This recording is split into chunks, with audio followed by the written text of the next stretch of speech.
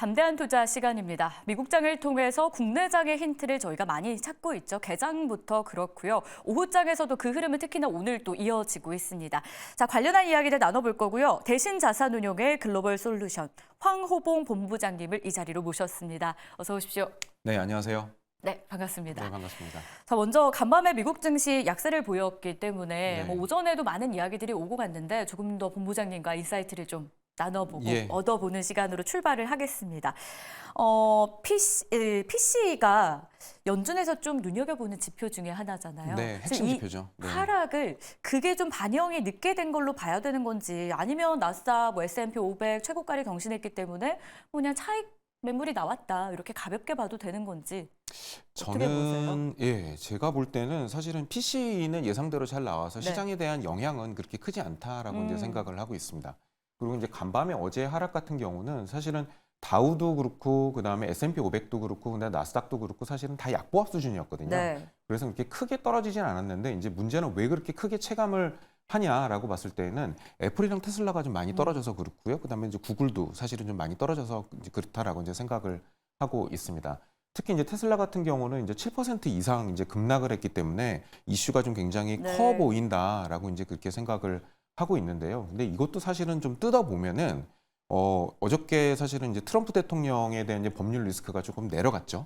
전 대통령에 대한 법률 리스크가 좀 내려간 부분이 있었고 이제 그 다음에 이제 테슬라 같은 경우는 지난달 대비해서 만약 출하량 자체가 한 15% 정도가 떨어졌고 작년 대비해서는 20% 떨어졌다라는 이제 뉴스가 나왔고 그 다음에 이제 일론 머스크가 이제 그 보상 패키지 관련해 가지고서는 이제 재판이 있었는데 그거에 대한 이제 변호사들에 대한 이제 비용을 주식으로 내야 된다. 뭐 이제 이런 얘기까지 사실은 나오면서 시장에 테슬라를 좀 많이 7% 이상 누르는 바람에 그래도 상위 시총 10개 안에 들어가는 10개 안에 들어가는 주식이 이렇게 떨어지다 보면은 전체적인 지수에 대해서 좀 안 좋은 흐름을 좀 볼 수 있지 않나. 이제 이렇게 좀 봤습니다.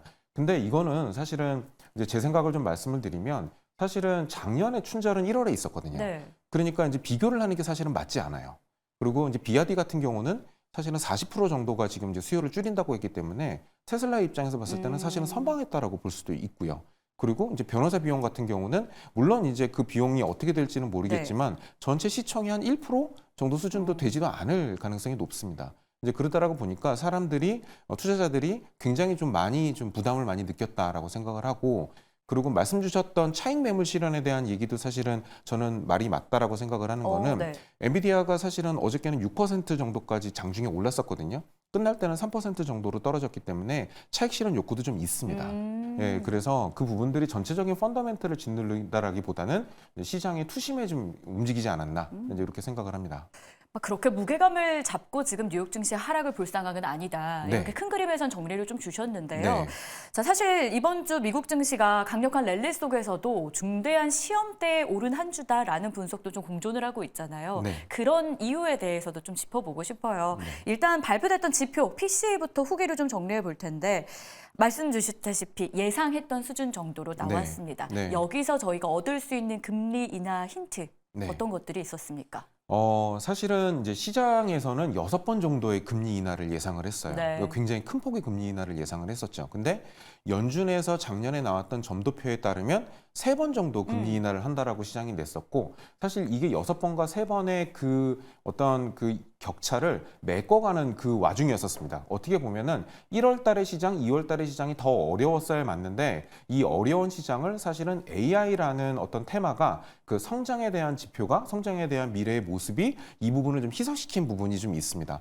투자라는 거는요, 금리와 성장에 대한 함수예요. R과 G의 함수라고 보시면 되는데 R이 여지껏 굉장히 힘들었다라고 이제 한다 그러면은 이게 이제 어느 정도 내려가는 상황이고 G가 이제 정도 어느 정도 올라오는 그런 상황입니다. 그래서 특히 이제 이 G 같은 부분은 AI 테마, 그다음에 뭐 이제 비만 치료제 같은 이제 그런 부분들이 시장에 굉장히 많이 호응을 얻어가면서 이 R에 대한 리스크를 굉장히 좀 많이 낮춰주는 그런 이제 두 달이었다라고 이제 보시면 될 것 같아요.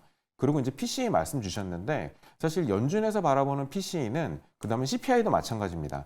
연준에서 한 달, 두 달을 보는 게 아니에요. 최소 3달, 6달, 그리고 지금은 이제 1년 트렌드를 본다라고 이제 얘기를 하고 있기 때문에 그 부분들을 놓고 봤을 때는 현재의 트렌드 자체는 하향 곡선이 맞다. 이제 이렇게 보시면 될 것 같고 한두 달에 조금 어떤 혼란이 있을 수는 있어도 그 부분이 전체의 흐름을 꺾기는 어렵다. 저는 이렇게 판단하고 있습니다.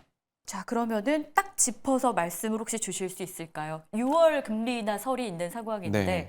언제로 좀 예상을 네, 하십니까? 저는 빠르면 5월, 그다음에 조금 어. 늦어도 6월 이렇게 보고 있습니다. 빠르면 왜냐하면 6월. 하반기로 넘어가기는 어렵다라는 게 이제 제 생각이고요. 네. 이제 그 이유는 하반기로 넘어가게 되면은 하반기에는 선거가 있기 때문에 연준의 독립성에 대한 이슈가 제기될 수 있어요. 그리고 앞으로 5월 달까지는 2번의 데이터 지표, 그다음에 6월 달까지는 3번의 데이터 지표를 더 볼 거기 때문에 그 부분을 보면은 연준 입장에서도 파월 의장이 얘기했듯이 좀 더 큰 확신 이 부분에 대한 그 해답을 찾을 수 있을 것이다. 이렇게 생각을 하고 있습니다. 네, 알겠습니다. 사실 이번 주 주요 이벤트들이 뉴욕 증시 안에 있다라고 서두에 말씀을 드렸었는데 그게 지금 이유가 금리 인하 기대감에 영향을 미치는 재료들이기 때문인 것 네, 같아요. 맞습니다. 그중 하나가 2월 고용 동향 보고서가 나오고요. 네. 또 파월 의장이 오는 6일과 7일에 각각 하원과 상원에 또 출석을 하지 않습니까? 네, 맞습니다.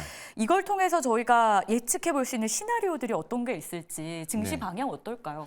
제가 볼 때는 파월 의장의 발언의 영향은 네. 많이 크진 않을 것 같아요. 아, 예, 똑같은 얘기를 할 것 같습니다. 데이터를 보겠다. 네. 아니면은 좀 더 큰 확신이 있을 때까지 기다리겠다. 이제 이런 사실은 말들을 반복을 하면서 사실은 시장에 큰 영향을 줄 것 같지는 않고요. 고용 보고서는 영향을 좀 줄 수 있습니다. 네. 지난달에 워낙 좀 많은 숫자가 발표가 됐기 때문에 그 부분은 좀 영향을 줄 수 있다라는 부분이 있는데 이것도 만약에 한 10만 대 정도의 중반 정도가 나온다라고 하면은 그 부분은 시장에서 충분히 소화되고 긍정적으로 넘어갈 수 있을 것이다. 이렇게 보고 있습니다. 오히려 파월 의장의 발언은 예상대로 뭐 그동안 해왔던 대로 네. 나올 가능성이 높은 상황이고 네. 이 고용 쪽 지표를 저희가 한번 면밀하게 살펴보도록 하겠습니다. 예. 자, 나스닥 사상 최고치 이것도 한번 봐야 될 것 같아요. 일단 앞서서 뭐 차익 매물에 의한 간밤 조정이었다라고 정리해 주셨는데 지금 이를 두고 월가에서도 논쟁이 좀 있더라고요. 네. JP모건의 경우에는 거품이다라고 이야기하고 있고 골드만삭스에서는 닷컴 버블 때처럼 급등하던 그때랑은 다르다. 네. 지금은 펀더멘털이 있지 않냐라고 네. 이야기합니다. 네. 본부장님 의견 어떠십니까? 뭐 정확하게 말씀드리면 JP모건은 약간의 버블이다라고 얘기를 했어요. 약간의. 예, 그래서 큰 버블은 아니다라는 쪽에 좀 무게를 좀 뒀고요. 그 다음에 이제 뭐 골드만삭스 같은 경우는 좀 약간 긍정적으로 이야기를 했고, 그 다음에 오늘 이제 뱅크 오브 아메리카 같은 경우는 네. 5,400으로 사실은 이제 목표치를 좀 올렸고요. 이제 그러다 보니까 사실은 이제 이 부분들이 이 부분들이 사실 실적 베이스거든요. 지금 엔비디아나 뭐 AMD를 제외하고 뭐 브로드컴이나 이런 지금 시장의 AI 테마를 이끄는 반도체주들의 PER이 30배 전후예요. 근데 S&P 500의 PER이 한 20배 정도 지금 왔다 갔다 하고 있거든요. 10배 정도밖에 높은 PER을 두고 이거를 성장주다라고 이야기를 할 수 있을까요? 제가 볼 때는 그렇진 않다라고 봅니다. 이거는 흔히 얘기하는 스타일 인베스팅으로 놓고 봤을 때에는 퀄리티 주식이다. 이렇게 좀 볼 수가 있어서 실적 기반으로 놓고 봤을 때에는 사실 지금 시장 자체는 굉장히 좀 무난하게 흘러가고 있다. 이렇게 생각을 할 수 있어요. 하지만 다만 네. 지금 엔비디아 같은 경우는 올해 이미 60%가 올랐고 네. AMD나 뭐 다른 브로드컴 같은 주식들도 30% 이상씩 다 올라버렸거든요. 일라일리도 마찬가지로 한 30% 정도 지금 오른 상황이고요. 주식이 좀 급등을 했어요. 이제 급등한 케이스에는 사실은 어느 정도 좀 쉬어갈 수는 있습니다. 그래서 아까도 말씀드렸듯이 엔비디아가 장중에 3%가 네. 움직였단 말이에요. 그거는 사실은 저희가 봤을 때는 3% 빠진 거라고 봐요. 아. 예, 그래서 사실은 차익 실현 매물의 욕구가 있기 때문에 조금이라도 매크로에 대한 지표 아니면은 어떤 사실 우리가 모르는 외부 충격 같은 게 조금이라도 있으면 시장이 흔들릴 수 있다 이렇게 보고요. 사실 5% 정도의 조정은 S&P 500으로 놓고 봤을 때 평균 1년에 4번 정도는 있습니다. 그리고 10% 정도의 조정은 1년에 한 번씩은 있어요. 그러다 보니까 그런 조정들은 충분히 지금도 나올 수 있다라는 생각을 하고 있습니다. 알겠습니다. 사실 사람들이 가장 궁금한 건 이 부분일 것 같아요. 그래서 국내장은요? 네. 라는 내용이잖아요. 네. 최근에 이렇게 뉴욕 증시 그 안에서 엔비디아가 막 폭등하는 그런 흐름들을 본 입장에서는 네. 국내장보다는 네. 미국장이 훨씬 투자하기 나의 수익 입장에선 좋지 네. 않냐는 말이 정말 많은 연초였잖아요. 네네. 사실 수치적으로만 보더라도 나스닥이 필라델피아 반도체 지수가 18% 상승할 때 코스닥의 반도체 업종 지수는 그냥 8% 정도 상승에 네. 그쳤다라고 네. 해요. 미국 반도체 빅테크주와 좀 커플링돼서 국내 주가가 따라갈 가능성 어느 정도 있다고 보십니까? 저는 근본적으로 사실은 우리나라 증시도 저도 예전에는 이제 국내장을 저도 보기는 했었지만은 우리나라 증시는 일반적으로 놓고 봤을 때는 주주 가치에 대한 재고가 이루어지지 않고서는 지속적인 유동성 유입이 좀 어렵다라고 생각을 합니다. 그게 네. 이제 외국인들이 사실은 지속적으로 좀 들어오거나 아니면 장기적인 투자가 이루어져야 되는데 이번에 사실 이제 나왔던 이제 밸류 프로그램 같은 네. 이제 이런 사실은 어떻게 보면은 정부 주도라서 조금은 우려가 되기는 하지만 그래도 이렇게 시장을 어떻게 좀 건전하게 더 만들어주는 이런 분위기가 지속적으로 조금 더 있어야 된다라고 생각을 하고 있고요. 뭐 사실은 지난주에 이복현 원장이 나와서 뭐 상장 폐지시키겠다는 네. 아주 강한 발언까지 사실은 하면서 시장을 좀 일으켜 올렸잖아요. 사실 그런 점을 놓고 봤을 때에는 우리 장이 조금 더 미국 시장을 따라가기 위해서는 근본적인 해결이 좀 더 필요하다라고 생각을 하고 있고요.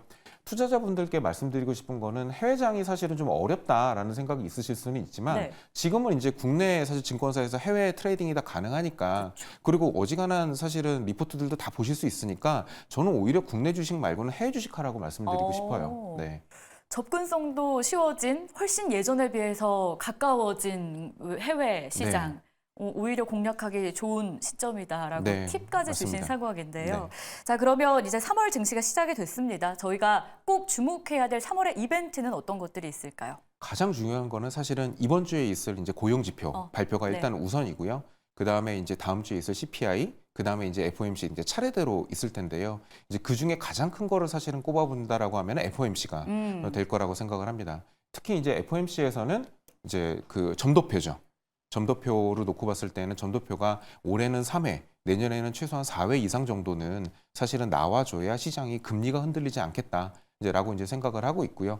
아까 말씀드렸듯이 사실 시장이 좀 어느 정도 많이 오른 상황이기 때문에 지금은 이제 자산 배분 차원에서 주식의 비중을 조금은 이제 줄였다가 FOMC를 보고 다시 늘리거나 아니면 이제 그렇게 다시 들어가는 게 좀 좋은 전략이라고 저는 생각을 합니다. 고용 보고서와 점도표를 통한 힌트 잘 네. 찾아보도록 하겠습니다.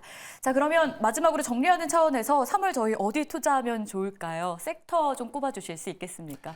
섹터를 놓고 봤을 때는 사실은 이제 단연코 반도체고요. 네. 제가 볼 때는 가장 들어가기 좋은 거는 지금 상황에서는 반도체인데 요거를 조금 중장기적으로 보셨으면 좋겠어요. 그리고 한 번에 들어가시지 말고 네. 아까 말씀드렸던 대로 이벤트를 하나씩 챙겨 보시면서 순차적으로 들어가셔도 중장기적으로 늦지 않다 이런 말씀을 좀 드릴 수 있을 것 같고요. 그러면 이제 남은 거는 현금으로 두느냐 이제 이렇게 생각을 하실 수가 있을 것 같은데 현금 말고 우리나라 국내 회사채 ETF에다 투자를 하셔도 좋고 그다음에 해외 우량기업 회사채 ETF에다가 투자를 하셔도 저는 좋다라고 생각을 합니다. 그래서 이제 그런 부분을 사실은 이제 염두를 해두셔서 채권과 주식을 이제 같이 투자를 하시되 주식의 비중은 조금 3월 달에는 줄이셨다가 이벤트를 보시면서 늘려가시도록 이제 그렇게 저는 추천을 좀 드리고 싶습니다. 알겠습니다. 섹터 안에서는 반도체를 콕 집어 주셨고요. 좀 중장기로 들고 가는 관점까지 저희가 기억해 보도록 하겠습니다. 자, 이렇게 해서 대신 자산운용의 황호봉 본부장님과 함께했습니다. 오늘 말씀 고맙습니다. 감사합니다.